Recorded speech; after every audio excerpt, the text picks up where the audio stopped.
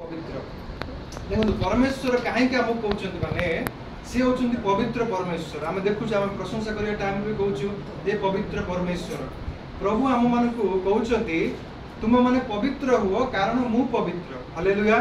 स्वर्ग रे भी दूत माने सब बेले कौन कहते ओडिया बाइबल रे धर्ममय बोली लिखा है जिसाया पुस्तक रे तेलुगु बाइबल रे पवित्र बोली तार अर्थ बुझा जाए इंग्लिश बाइबल रे भी होली होली होली बोली दूत माने परमेश्वर प्रशंसा करेंगे पवित्र पवित्र पवित्र परमेश्वर बोली प्रभु को से प्रशंसा करेंगे कारण से पवित्र परमेश्वर गोटे बापा जमीती अच्छा बापा आशा करेंगे निज पिला मानक से करने बापा जदि गोटे उत्तम भल माने नेता हो भल चाकरी करुच्ची भल पास्टर अच्छी ना भल प्रभुंर सेवा करुच्ची तो बापा पुओ को कौन चाहिए माने मो पुओ भी मो ठारू भल हाँपाई मो ठारू भल काम करने मो ठारू भल सेवा कार्य करने बापा चाहिए हालेलुया।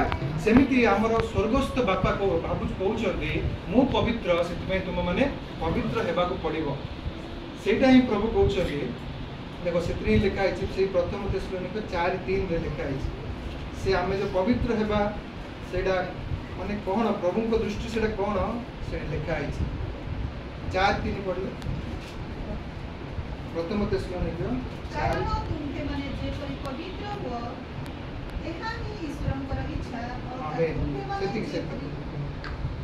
तुम मैंने जपरी पवित्र हुआ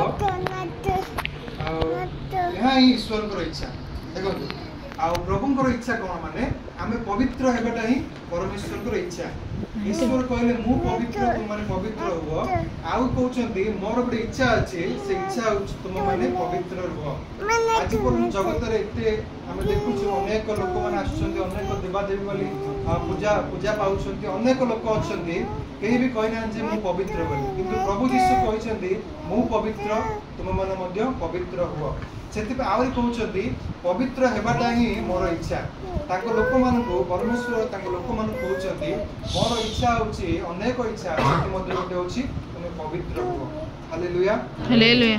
ताले आम एमती शुणुचु वाक्य पवित्र विषय अनेक वाक्य आम शुणुचु किंतु आम किपरि पवित्र हो पार देखो आम भाविबा मु पवित्र रे बंचिबा आज आउ मु पाप करिबि आउ किछि भूल करिबि यह भाविबा द्वारा आम पवित्र हो पारिबा किपरि आमे पवित्र हेबा प्रथम कारण होची आम स्व चेष्टा रे केबे भी पवित्र हो पारि निज चेष्टा रे निज कर्म रे हम भाविबा मु पवित्र हो जिबा आज आउ किछि करिबिनी सेटा केबे भी हबनी निजर इच्छा रो निज चेष्टा रो केबे भी गोटे लोक पवित्र हो पारिबा हालेलुया। द्वितीय विषय होची निजर धला वस्त्र पिंधिकी पवित्र बोली लोक माने देखांती मु व्हाइट पिंधिछि मु पवित्र लोक हेछि सेमती निज धला वस्त्र पिंधिले पवित्र हो पारिबे अनेक चर्च से धला वस्त्र पिंधती धला वस्त्र पिंधाटा भल किंतु से धला वस्त्र पिंधा द्वारा पवित्र लोक हो पारिबे हालेलुया। आउ गोटे विषय होची परमेश्वर को जदि हम उपहार देबा परमेश्वर किछि गिफ्ट देबा ताले हम पवित्र हो पारिबा कि केबे भी हो पारिबा परमेश्वर को जदि हम टंका पैसा देबा माने अलगा विषय प्रभु मु लक्ष टका दउची मु पवित्र हो गली काई ना मु दान कर देली मु पवित्र हो गली भाबीबा सेटा बहुत भूल कारण हो हालेलुया हालेलुया सेति पई हम निज स्व चेष्टा रे हम पवित्र हो पारिबानी आउ निजर वस्त्र द्वारा आम भाविबा आज रविवार दिन मु पवित्र लोक धला वस्त्र पिंधि पलैले मु पवित्र हो जीवी बाकी दिन अलग ड्रेस पिंधि एमती भी निज वस्त्र द्वारा केबे भी पवित्र हो पारिबानी। तृतीय रे परमेश्वर को आम किसी उपहार देकी ना परमेश्वर किसी कौन गोटे माने साहाय्य करिकी हम पवित्र हो पारिबानी केवल लिखा पढ़ा गीत संहिता 19:9 गीत संहिता 19:9 लिखा है तमुली तमुली हाँ सदा प्रभुंकर भय सूची आमेन हालेलुया। सदा प्रभुंकर भय केमिति सूची सूची माने पवित्र माने आमे जदि पवित्र हेबा पई चाहूछु आमे स्व चेष्टा रे पारिबानी परमेश्वर को किसी उपहार देले ही पारिबानी नले वस्त्र पिंधले ही पारिबानी किंतु कौन करले हेबा सदा प्रभु भय करले आमे पवित्र हो पारिबा हालेलुया। जेतेबेला आमे परमेश्वर को भय करूछु आम भितर पवित्रता परमेश्वर आरंभ करिवे हालेलुया। सेते लिखा है परमेश्वर भय सूची बोली लिखा है माने जो लोक परमेश्वर को भय करते से माने से भयटा सूची से लोकटा सूची हो पार से लोकटा पवित्र हो पार यहोवा अंदर भयमु పరిశుద్ధమైనది అని దేవుని గ్రంథంలో ఉంటారు అంటే ఎవరైతే దేవునికి భయపడతారో ఆ దేవుని భయమైనది పవిత్రమైనది కాబట్టి ఆ భయపడిన వ్యక్తే పవిత్రంగా ఉండగలరు హల్లెలూయా ఎవరైతే దేవుణ్ణి భయపడతారో వాళ్ళు పవిత్రంగా ఉండగలరు ଯେଉଁ ଲୋକ ପରମେଶ୍ୱରଙ୍କୁ ଭୟ କରନ୍ତି ସେ ଲୋକ ପବିତ୍ରରେ ବଞ୍ଚିକି ରହିପାରିବେ ଆମେ ଯେତେବେଳେ ପବିତ୍ରରେ ବଞ୍ଚିକି ରହୁଛୁ ସେତେବେଳେ ଈଶ୍ୱରଙ୍କର ଇଚ୍ଛା ସଫଳ କରୁଛୁ ହାଲେଲୁୟା ଈଶ୍ୱରଙ୍କର ଆହ୍ୱାନକୁ ଆମେ ସଫଳ କରୁଛୁ ଦେଖନ୍ତୁ ପରମେଶ୍ୱର ଆମେ କହିଲେ ତମମାନଙ୍କୁ ପବିତ୍ର ହେବା ପାଇଁ ମୁଁ ଆହ୍ୱାନ କରିଛି ତାହା କରିବାକୁ ହେଲେ କ'ଣ କରିବାକୁ ପଡ଼ିବ ଆମେ ପରମେଶ୍ୱରଙ୍କୁ ଭୟ କରିବାକୁ ପଡ଼ିବ ଭୟ କରିବା ଦ୍ୱାରା ପରମେଶ୍ୱରଙ୍କ ଆହ୍ୱାନ ଆମେ ମାନୁଛୁ ତାଙ୍କର ଇଚ୍ଛା ବି ସଫଳ କରିପାରୁଛୁ ଏହି ପ୍ରକାର ଆମେ କରିପାରୁଛୁ କିନ୍ତୁ ଆମେ ପରମେଶ୍ୱରଙ୍କୁ ଭୟ କରୁଛୁ ଠିକ୍ ଅଛି କିନ୍ତୁ ଆହୁରି ପଢ଼ିବା ପରମେଶ୍ୱରଙ୍କୁ ଭୟ କରିକି आमे कौन करिवार अछि माने आमे परमेश्वर जानिलु जे परमेश्वर को भय करले आमे पवित्र होई परिबा किंतु की प्रकार भय करले कौन करले आमे प्रभु कोटरे आमे आउरी आगु पढी परिबा से गीत संहिता 111 10 सेडी भल वाक्य लिखा है गीत संहिता 111 10 लिखा है सदा प्रभु विषय को भय ज्ञान रे आरंभ जो माने तदनुसार कर्म करंती से समस्तଙ୍କର सुबुद्धि हुए हालेलुया हालेलुया देखो गोटे पागल लोक गोटे बुला लोक याडे सेडे बुलुथिबो गोटे मूर्ख लोक गोटे पागल लोक जदि भाबिबो मु परमेश्वर को भय करी ताले हबो कि पागल केबे भी परमेश्वर को भय करि पारंतिनी काहे कि ना तांकर मन तांकर बुद्धि ठीक नै सेति पई एडी कहउचंती परमेश्वर जो लोक परमेश्वर को भय करंती से मानकर ज्ञान आसीबो आ जो माने तदनुसार कर्म करते माने परमेश्वर तांको वाक्य जो लिखा है वाक्य अनुसार जो माने कर्म करते से मानकर सुबुद्धि होइताय हालेलुया जो माने प्रभुकर वाक्य अनुसार काम करते से मानकर सुबुद्धि होइताय आ ताले प्रभु हम कहउछंती तमरो बुद्धि ज्ञान दरकार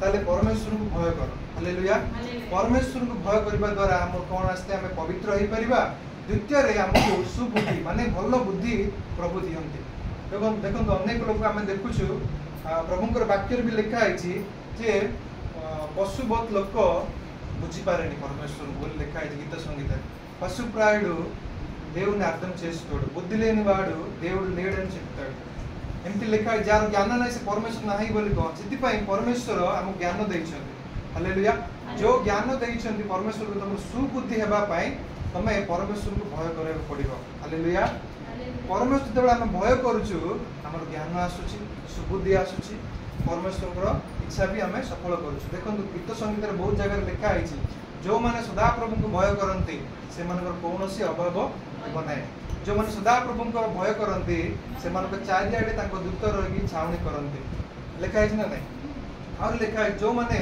सदा प्रभु को भय करती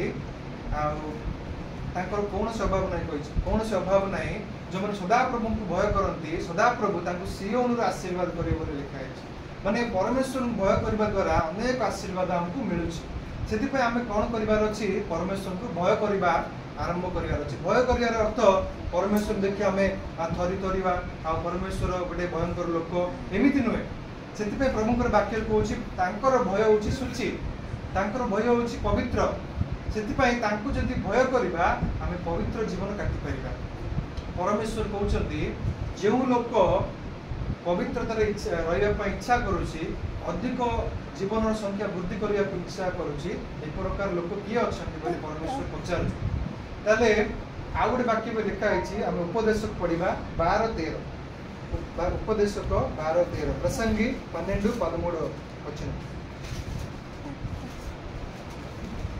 ईश्वर को भय करवा कौन माने आम एत शुणी ईश्वर को भय करवा आमर की कर्तव्य आम देखा सारा कथा एही सब सुना जायछि परमेश्वर को भय कर ओ ताहांकर आज्ञा सब पालन कर कारण एहा ही मनुष्यर पूर्ण कर्तव्य कर्म आमेन हालेलुया तो नेडी क्लियर लिखा है हमें ता पूर्व पढ़िथिलु जोड़ा 100 गीत संख्या 111-10 रे तदनुसार जे कर्म करंती ताकर सुबुद्धि होइताए एठी कहउछंती जे सोलोमन कहउछंती से सार कथा माने सबु से भोग कर देछन सबु से ये कर देछन शेष कथा कहउछंती परमेश्वर को भय करबा ताकर आज्ञा पालन करबा ही मनुष्यर पूर्ण कर्तव्य। हालेलुया। गोटे मनीष तार कर्तव्य कौन माने प्रथम रे परमेश्वर को भय करिवार अछि, द्वितीय रे ताकर आज्ञा को पालन करिवार अछि। हालेलुया।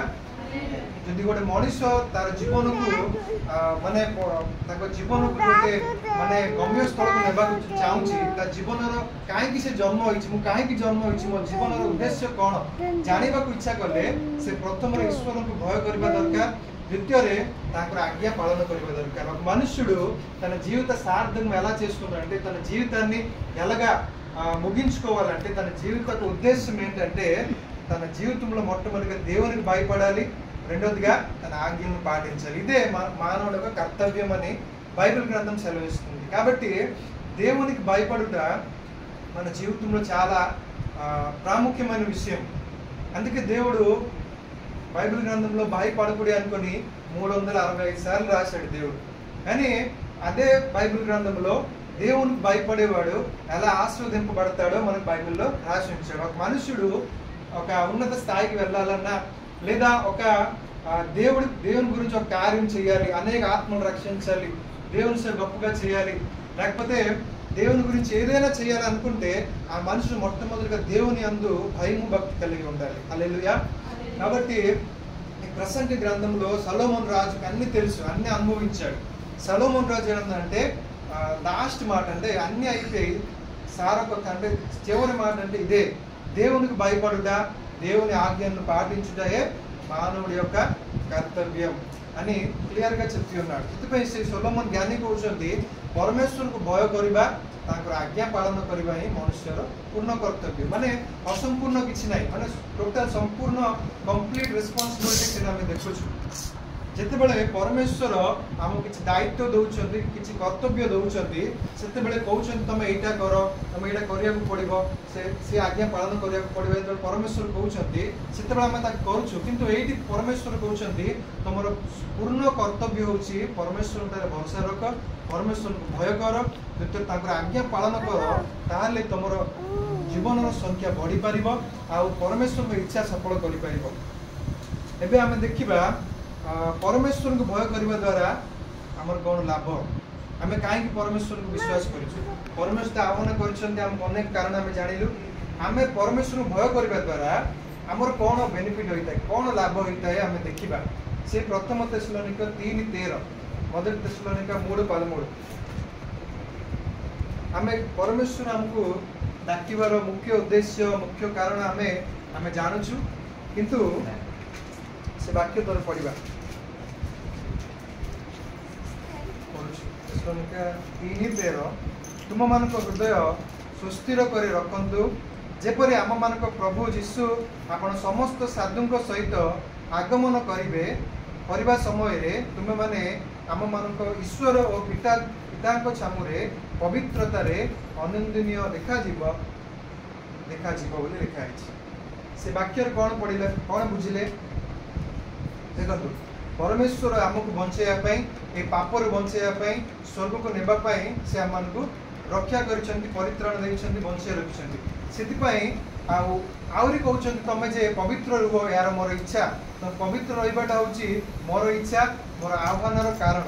किंतु ये परमेश्वर कहते जितेबाला मुझे आसबि जितेबाला आगमन सहित प्रभुंर आगमन हम प्रभु सहित अनेक साधु लोक आसबे, अनेक जो लोक भक्त लोक पुरातन नियम आरंभ करिकी नूतन नियम पर्यंत जी लोक प्रभुंकर थी मरीचंती से समस्ते प्रभु सहित आसबे। जितेबाला आकाश मंडल में सेतेबाला प्रभु आम को देखिए, से देखा समय कौन होता है ये प्रभु कहते आम मान ईश्वर और पिता छामुरे पवित्रतार अनिंदनीय देखा उचित। हालेलुया। जितेबाला प्रभु आसबे आम केमिति रहिबा उचित, केमिति रहिबा उचित, प्रभु आगमन आसबे आम केमिति रहिबा उचित लिखाई पवित्रतार अनिंदनीय हेबा दरकार। जदि आमर पवित्रता नाई निंदा अच्छी ताले आम रही। हालेलुया। से लिखाई क्लियर से प्रभु से कहते यार पवित्रता रही ही मोर इच्छा, पवित्र रही ही मोर आह्वान कारण। ସେଥିପାଇଁ ପ୍ରଭୁ କହୁଛନ୍ତି ମୁଁ ଯେତେବେଳେ ଆସିବି ସେତେବେଳେ ତୁମଠାରେ କିଛି ଯଦି ପାଉଛି, କିଛି ମାନେ ନିନ୍ଦାର ବିଷୟ କିଛି ପାଉଛି, ନହେଲେ ଅସୁଚିତର ବିଷୟ କିଛି ପାଉଛି, କିଛି ଲୋଭର ବିଷୟ ତମଠାରେ ପାଉଛି, ତାହେଲେ ତୁମମାନେ ମୋ ପାଖକୁ ଆସିପାରିବନି। ହାଲେଲୁୟା। ସେଥିପାଇଁ ପ୍ରଭୁ କ୍ଲିୟର ଲେଖିଦେଇଛନ୍ତି ଯେ ଈଶ୍ୱରଙ୍କ ଛାମୁରେ ଯେତେବେଳେ ଆମେ ରହିଥିବୁ ସେତେବେଳେ ଆମର ପବିତ୍ରତାରେ ଆଉ ତାଙ୍କର ପବିତ୍ରତାରେ ଅନନ୍ଦନୀୟରେ ମାନେ କୌଣସି ଲୋକ ନିନ୍ଦା ନ ଦେବା ଦରକାର। ଯେମିତି ଆୟୁବଙ୍କ ବିଷୟରେ ଆମେ ଦେଖିଲୁ, ପରଦିନ ବାବାଙ୍କ ଘରେ ଆମେ ଦେଖିଲୁ ଆୟୁବ କେମିତି ଥିଲେ, ବ୍ଲେମଲେସ୍, ମାନେ ସେ ସରଳ ଲୋକ ଥିଲେ, ତାଙ୍କଠାରେ କୌଣସି ଛଳ ନଥିଲା, ତାଙ୍କଠାରେ କିଛି ମିଥ୍ୟା ନଥିଲା, ସେ ସରଳ ଭାବରେ ବଞ୍ଚୁଥିଲେ, ନ୍ୟାୟ ଆଚରଣ କରୁଥିଲେ। ସେଥିପାଇଁ ପରମେଶ୍ୱର ତାଙ୍କୁ 2 ଗୁଣ ଆଶୀର୍ବାଦ କଲେ। ସେଥିପାଇଁ ପ୍ରଭୁ ପରମେଶ୍ୱର ଆଜି ଆମକୁ କହୁଛନ୍ତି ମୋର ଆଗମନ ଅତି ପାଖେଇ ଗଲାଣି, ସେଥିପାଇଁ ତୁମଠାରେ ପବିତ୍ରତା ରହିବା ଦରକାର, ପ୍ରଥମ ପଏଣ୍ଟ। ଆଉ ଦ୍ୱିତୀୟରେ ତୁମଠାରେ ନିନ୍ଦା ବିଷୟ ନ ରହିବା ଦରକାର, ଅନିନ୍ଦନୀୟ ହୁଅ ବୋଲି ପରମେଶ୍ୱର ଆମମାନଙ୍କୁ ଆଜି ଶିକ୍ଷା ଦେଉଛନ୍ତି। ହାଲେଲୁୟା। ସେଥିପାଇଁ ଆମେ କାହିଁକି ପରମେଶ୍ୱରଙ୍କୁ ଭୟ କରିବା ଆମେ ଶିଖିଲୁ। ପରମେଶ୍ୱରଙ୍କୁ ଭୟ କରିବା ଦ୍ୱାରା ଆମକୁ କ'ଣ ଆସିଥାଏ? ପବିତ୍ରତା ଆସିଥାଏ। କୁହନ୍ତୁ, ଆମେ ଜାଣିବୁ ନା ପବିତ୍ର ହେବା ପାଇଁ ଆମେ ଆହ୍ୱାନ କରୁଛୁ। ତାକୁ ମନେ ରଖନ୍ତୁ, ଆମେ ମାନେ ପ୍ରଭୁ ଆମମାନଙ୍କୁ ଆହ୍ୱାନ କରିଛନ୍ତି। ପ୍ରଥମ ପଏଣ୍ଟ ହେଉଛି ପ୍ରଭୁ ଆମମାନଙ୍କୁ ପବିତ୍ର ହେବା ପାଇଁ ଆହ୍ୱାନ କରିଛନ୍ତି। ଦ୍ୱିତୀୟ, ଆମମାନେ ପବିତ୍ର ରହିବାଟା ହିଁ ପ୍ରଭୁଙ୍କର ଇଚ୍ଛା। ତୃତୀୟ ବିଷୟ ହେଉଛି ଆମେ ତାଙ୍କଠାରେ ଭୟ କରିବା ଦ୍ୱାରା ଆଉ ସେ ଆମକୁ ସୁବୁଦ୍ଧି ଦିଅନ୍ତି। ହାଲେଲୁୟା, ସୁବୁଦ୍ଧି ଦିଅନ୍ତି। ଚତୁର୍ଥ ହେଉଛି ପ୍ରଭୁଙ୍କଠାରେ ଆମେ ପବିତ୍ରତାରେ ଅନିନ୍ଦନୀୟରେ ବଞ୍ଚିଲେ ପ୍ରଭୁଙ୍କର ଆଗମନରେ ଆମେ ପ୍ରଭୁଙ୍କ ସହିତ ଯାଇପାରିବା, ସ୍ୱର୍ଗକୁ ଯାଇପାରିବା। ସେହି ପ୍ରକାର ପ୍ରଭୁ ଆମକୁ ଆଜି ଶିକ୍ଷା ଦେଇଛନ୍ତି। ସେଥିପାଇଁ 4ଟା ପଏଣ୍ଟ ଆମେ ମନେ ରଖିବାର ଅଛି। କାରଣ ଆମଠାରେ ଯଦି ଅସୁସ୍ଥତା ରହିଛି ତାହେଲେ ଆମେ ପ୍ରଭୁଙ୍କ ଠାରୁ ଦୂରେଇ ହେଇପାରିବା, ଦୂର ହେଇଯିବା। ସେଥିପାଇଁ ପ୍ରଭୁ ଅନେକ ଥର ବାକ୍ୟରେ କହୁଛନ୍ତି ତମେ ଅସୁଚିତାରୁ ଦୂରକୁ ପଳାଅ, ପ୍ରତିମା ପୂଜାଠାରୁ ଦୂରକୁ ପଳାଅ। ପ୍ରତିମା ପୂଜା ବି ଗୋଟେ ଅସୁଚିର ବିଷୟ, ବ୍ୟଭିଚାର ବି ଅସୁଚି ବିଷୟ। ଏମିତି ଅନେକ ବିଷୟ ଅଛି ଯେ ଯୋଉଟାକି ଆମେ ବାହାର କରିପାରିବୁ, ଯୋଉଟାକି ଆମେ କେବେ ବି ତାକୁ ବନ୍ଦ କରିପାରିବୁ। ସେଥିପାଇଁ ପରମେଶ୍ୱର କହୁଛନ୍ତି ସଦାପ୍ରଭୁଙ୍କ ବିଷୟ ସୂଚିର ବିଷୟ, ସଦାପ୍ରଭୁଙ୍କର ଭୟ ସୂଚିର ବିଷୟ। ସେତେବେଳେ ଆମେ ସଦାପ୍ରଭୁଙ୍କୁ ଭୟ କରିବା ଆମଠାରେ ପବିତ୍ରତା ଆସିଥାଏ। ହାଲେଲୁୟା। ଆମକୁ ଯଦି ପବିତ୍ରତା ଦରକାର ତାହେଲେ ପରମେଶ୍ୱରଙ୍କୁ ଭୟ କରିବା ଦରକାର। ତାହେଲେ ଆମେ ସ୍ୱର୍ଗକୁ ଯିବାର ଅଛି, ତାହେଲେ ତାଙ୍କର ବାକ୍ୟ ତଦନୁଯାୟୀ କର୍ମ କରିବା ଦରକାର, ବାକ୍ୟ ପାଳନ କରିବା ଦରକାର। ଆଉ ଯଦି ଆମେ ପ୍ରଭୁଙ୍କ ସହିତ ରହିକି ପ୍ରଭୁଙ୍କ ପାଇଁ ଅନେକ କାମ କରିବା ପାଇଁ ଚାହୁଁଛୁ, ଅନେକ ଆତ୍ମମାନଙ୍କୁ ଲାଭ କରିବା ପାଇଁ ଚାହୁଁଛୁ, ତାହେଲେ ଆମେ କ'ଣ କରିବାକୁ ପଡ଼ିବ? ଆମର ପୂର୍ଣ୍ଣ କର୍ତ୍ତବ୍ୟକୁ କରିବାକୁ ପଡ଼ିବ। ଆମର କର୍ତ୍ତବ୍ୟ କ'ଣ? ପ୍ରଭୁଙ୍କଠାରେ ଭୟ କରିବା, ପ୍ରଭୁଙ୍କର ବାକ୍ୟ ସଫଳ କରିବା। ସେଥିପାଇଁ ଏହି ବାକ୍ୟ ଦ୍ୱାରା ପ୍ରଭୁ ଆମମାନଙ୍କୁ ଶିକ୍ଷା ଦେଇଛନ୍ତି। ସମସ୍ତେ ବୁଝିଛ ବୋଲି ମୁଁ ଆଶା କରୁଛି। କେହି ବୁଝିପାରିଲେ ସମସ୍ତେ ବୁଝିପାରୁଛନ୍ତି? తెలుగులో కూడా మాట చెప్పేసి ముగించేస్తాను. అందరికీ అర్థమైందని నేను అనుకుంటున్నాను. ఎందుకంటే సొలొమోన్ జ్ఞాని అన్నీ కూడా చదివి అక్కడ చివరికి చెప్పేశాడు. అంటే దేవునికి భయపడడము, దేవుని మాటలు పాటించడం తప్ప మనుషుల కర్తవ్యం ఇంకేమి లేదు అని రాశాడు. కాబట్టి మనం దేవునికి భయపడాలి, దేవుని మాటలు పాటించాలి, దేవుని రాకడకు ఎదురు చూడాలి. దేవుడు రాకడలో అక్కడ ఉంటుంది ఏంటంటే నిందారహితులుగా మీరు ఉండకండి, పరిశుద్ధంగా మీరు ఉండాలి. అపరిశుద్ధంగా ఉంటే నా రాకడలో పరిశుద్ధులతో నేను రాబోతున్న త్వరలో, రెండో రాకడలో నేను పరిశుద్ధులతో కలిసి వచ్చినప్పుడు మీరు పరిశుద్ధంగా నిందారహితులుగా ఉన్నప్పుడే నాతో కూడా రావాలి, నాతో కూడా వస్తారని దేవుడు మనకు తెలియజేస్తున్నాడు. కాబట్టి దేవుడు మనల్ని పిలవడానికి, లేకపోతే దేవుడు మనల్ని ఏర్పరచుకున్నాడు కారణము మనం పరిశుద్ధంగా ఉండాలి. మళ్ళీ అదే రీతిగా దేవుడు మనము పరిశుద్ధంగా ఉండడం ద్వారా దేవుని చిత్తాన్ని మనం నెరవేర్చగలుగుతున్నాం. హల్లెలూయా. మనం పరిశుద్ధంగా ఉంటే దేవుని ఇష్టాన్ని మనం చేసేస్తున్నామంట. అలాగే మనము ఎప్పుడైతే దేవుడు ఏదైతే మనకు చెప్పాడు, చెయ్యి కర్తవ్యం అని చెప్పాడో, ఆ కర్తవ్యం మనం చెయ్యాలంటే దేవునికి భయపడాలి. ఆ యొక్క దేవుని ఈ మాటలు వాక్యాన్ని మనం పాటించాలి అంటే కూడా దేవునికి భయపడాలి. అలాగే మనము పరలోక రాజ్యంలో ఎత్తబడాలంటే కూడా దేవునికి భయపడాలి. కాబట్టి దేవునికి భయపడడం ద్వారా మనం పరిశుద్ధంగా తీర్చబడుతున్నాం. దేవునికి భయపడడం ద్వారా మన పరలోక రాజ్యానికి వెళ్ళబోతున్నాం. అన్నీ కూడా దేవుని యందు భయముతోనే ముడిపడి ఉన్నదని దేవుని గ్రంథంలో రాయటమైంది. కాబట్టి మన అందరం కూడా దేవుని యందు భయము భక్తి కలిగి దేవుడు ఇచ్చు పరలోక రాజ్యం మనం ప్రవేశించాలి. నేను పరిశుద్ధులను, వీరును పరిశుద్ధులుగా ఉండాలని దేవుని వాక్యం సెలవిస్తుంది. కాబట్టి మనమందరం కూడా పరిశుద్ధంగా జీవించి దేవుని నామాన్ని మహిమ తెచ్చి దేవుని రాజ్యానికి మనం వెళ్ళాలి. అనేక మంది తీసుకుని వెళ్ళాలని ఆశిస్తున్నాను. దేవుడు ఈ వాక్యం ద్వారా మన అందరితో మాట్లాడి ఉన్నారు. పరమేశ్వର ବାକ୍ୟ ଦ୍ୱାରା ଆମ ସମସ୍ତଙ୍କୁ କଥା ହେଇଛନ୍ତି। ଆମେମାନେ ପବିତ୍ର ହେବା, ସମସ୍ତ ଲୋକମାନଙ୍କୁ ଯେତେବେଳେ ଅଗ୍ନିରୁ ବାହାର କରିକି ଆମେ ଯେତେବେଳେ ପ୍ରଭୁଙ୍କ ପାଖକୁ ନେଇକି ଯାଇପାରିବା, ସେଥିପାଇଁ ପ୍ରଥମେ ପବିତ୍ର ହେବା ଦରକାର, ପ୍ରଭୁଙ୍କଠାରେ ଶକ୍ତି ପାଇବା ଦରକାର, ପ୍ରଭୁଙ୍କଠାରେ ଭୟ କରିବା ଦରକାର। ତଦ୍ୱାରା ଆମେ ପ୍ରଭୁଙ୍କର ଇଚ୍ଛା ବି ସଫଳ କରିପାରିବା, ସ୍ୱର୍ଗରେ ବି ପହଞ୍ଚି ପାରିବା। ସେଥିପାଇଁ ଏ ବାକ୍ୟ ଦ୍ୱାରା ଆମେ ପ୍ରଭୁଙ୍କର ଶିକ୍ଷା ପାଇଅଛୁ। ଏ ବାକ୍ୟକୁ ହୃଦୟରେ ସଞ୍ଚୟ କରିକି ରଖ। ଏ ବାକ୍ୟ ଦ୍ୱାରା ପ୍ରଭୁ ତମ ଯେମିତି କଥା କହିଛନ୍ତି ସେ ଅନୁସାରେ ବାକ୍ୟକୁ ପାଳନ କର। କେହି ବି ବାକ୍ୟକୁ ଭୁଲନ୍ତି ନାହିଁ। ସେ ବାକ୍ୟକୁ ତମେ ପାଳନ କରିବା ଶିଖିଲେ ପରମେଶ୍ୱର ତମ ଜୀବନରେ କାର୍ଯ୍ୟ କରିବେ। ଯେତେବେଳେ ଭୟ କରିବା, ପରମେଶ୍ୱରଙ୍କୁ ଭୟ କର ବୋଲି ଶୁଣୁଛ, ସେ ୱାର୍ଡଟା ହୃଦୟରେ ରଖିକି ଆଜିଠାରୁ ମୁଁ ପରମେଶ୍ୱରଙ୍କୁ ଯେତିକି ବି ଭୟ କରୁଛି ଆଉ ଟିକେ ଅଧିକ ଭୟ କରିବି, ଏମିତି ତମେ ନିଷ୍ପତ୍ତି ନେବାର ଅଛି। ହାଲେଲୁୟା। ଆମେ ତ ପରମେଶ୍ୱରଙ୍କୁ ଭୟ କରୁଛୁ ବୋଲି ଆସୁଛୁ, କିନ୍ତୁ ପରମେଶ୍ୱର କହୁଛନ୍ତି ତମର ସମ୍ପୂର୍ଣ୍ଣ ଭାବରେ ପରମେଶ୍ୱରଙ୍କୁ ଭୟ କର। ଟିକେ ଟିକେ ଭୟ କରିବା। ଯଦି ପରମେଶ୍ୱର, କେତେ ଲୋକ ଭୂତ ମାନଙ୍କୁ ଡରୁଛ କହିଲ? ହାତ ଦେଖି, ଛୋଟ କ୍ୱେଶ୍ଚିନ୍, କେତେ ଲୋକ ଭୂତକୁ ଭୟ କର? भूत को, शैतान को डरते हो? बहुत लोग अछंती लेडीज लोग डरती भूत को, डर लगे। देखो माने असंपूर्णता आसीगला। और जो माने परमेश्वर भय करती से माने भूत को भय करि पारंती। जो माने परमेश्वर भय करिवो भूत हमको भय करिवो। हालेलुया। जेतेबेले भूत धरतिबा लोक माने प्रभु को पाक आसीले, प्रभु को देखि से भूत थर थर थर होई कि पूरा छानिया सेना भूत लागि दिला तांको। जेतेबेले प्रभु ठिया हेले ता पाखरे आसी से पाद तळे पड़ी गला। ता से ता ना कोन बाहिनी ओडी तेलबरे सेना। से लोक को जो बाहिनी माने अनेक माने 2000 रु 3000 भूत से भीतर थिला। जेतेबेले 2000 भूत प्रभु का सामना हेले, से भूत कौन हेले पूरा कंपीले डरिकी प्रभु को पाद तळे पड़ी कहउछन प्रभु हमको दंड दियोनी, हमको दूसरी मान को पाखो पड़े। ताले आमे भय करूछु परमेश्वर को, हम भूत मान काई भय करूछु? जेतेबेले आमे ठीक परमेश्वर को भय करबा सिखिबा, सेतेबेले भूत मान पाखो आसी डरिबे। प्रार्थना करले से भूत मान डरिबे। सेति पई देख हम कहउछ हम समस्त भय करूछु, किंतु भूत को भय करूछु। किंतु प्रभु को नाम को प्रभु अछि। हां, भय दूर होई से पवित्र आत्मा सहाय्य करंती, ठीक अछि। किंतु माने तांको देखिले यदि भूत कथा कहले भी डर जाउछ। से माने से डरिबा द्वारा शैतान आउरी पाखु आछे। सेति हम शैतान प्रतिवाद करबा पई पड़िबो। ईश्वर को बसु को देकी शैतान प्रतिवाद करबा अछि। केबे भी भूत को भय करिबो। हम मु जोडी ऑफिस रे काम करूची, बहुत लोग क्रिएटर सुसाइड कर मर जाउछन।